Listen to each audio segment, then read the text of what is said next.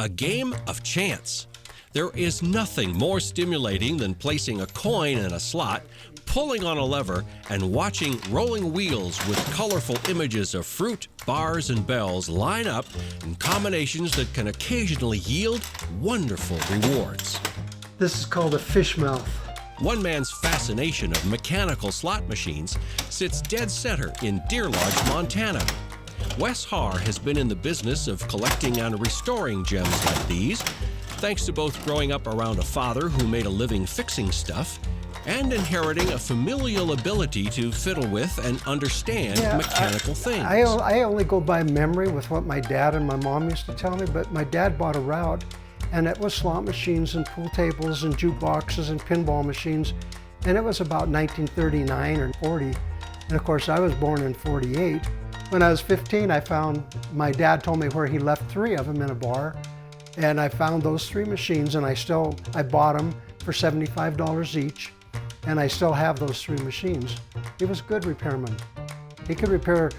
I didn't know about slot machines because people think he taught me how to work on them, but when I had slot machines, he wasn't around, and he never worked on slot machines when I was little because slot machines weren't around when I was little. Slot machines weren't around because in many states, including Montana, state governments banned gambling slot machines and destroyed them in the process around 1950. Today, some machines survived and were left for collectors who had a desire to own some history. The Liberty Bell, originally developed by Charles Fay in 1894, is credited as the first variation of the mechanical slot machines that subsequently made way for the plethora of machines that were to be made, developed, and eventually collected.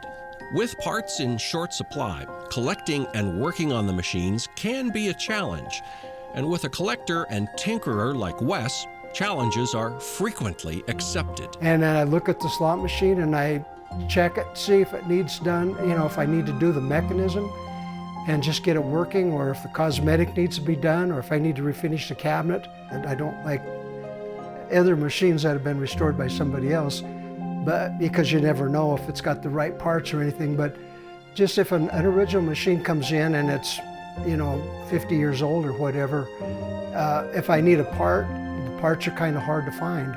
Sometimes I have to drill out all the screws and I have to bead blast all the rust out, and it might take me a month, but when I'm done, it works. And I have a couple here that were really, really bad that I don't know if anyone could have fixed them, but it's just kind of a challenge to see if I can get them working like they did back in the 30s and 40s. They're not flawless, but they're very commercial and they're built very, very well. Holes in the side.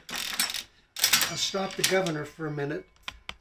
This is the payout holes. So when these fingers go in the holes, it'll hit fingers down here and then the slides will go forward, and that's how it pays out.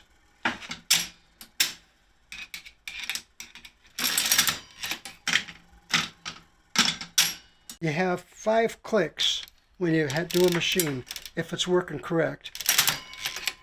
1, 2, 3, 4, 5.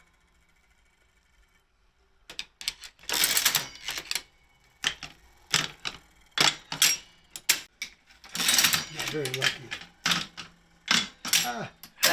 I got 3 oranges. See, there's 3 oranges. I got paid. And the finger is through the holes. And it hits the fingers down here. This is how it works.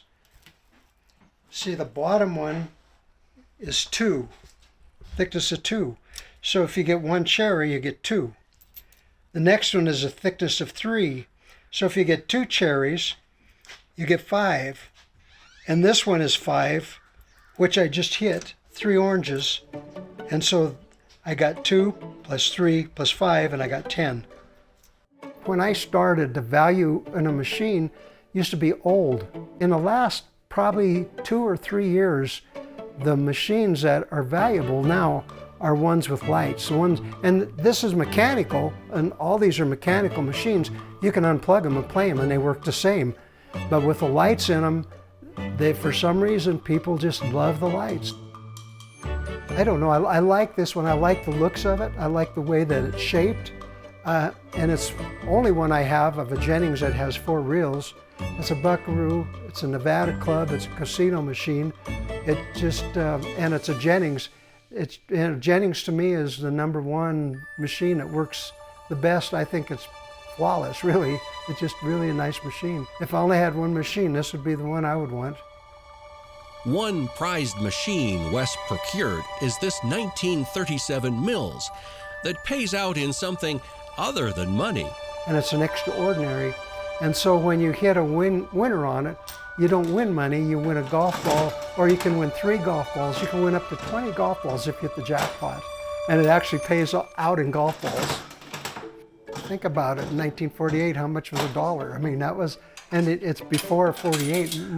My dollar machine is a 48, but it's very difficult. I've seen very, very few dollar machines. And I think it was probably a special order. I don't know because I wasn't back there, but for all, I've seen so many machines, I have hardly seen any dollars. Good original dollar machines are very, very rare, very hard to find. If you're going to try to make money, I would suggest doing something different, but it's fun to do this. Especially if you come out, I come out into the shop and I see this piece of junk and I think, well, I'm going to make that look like new, and I enjoy doing that. That's a fun part.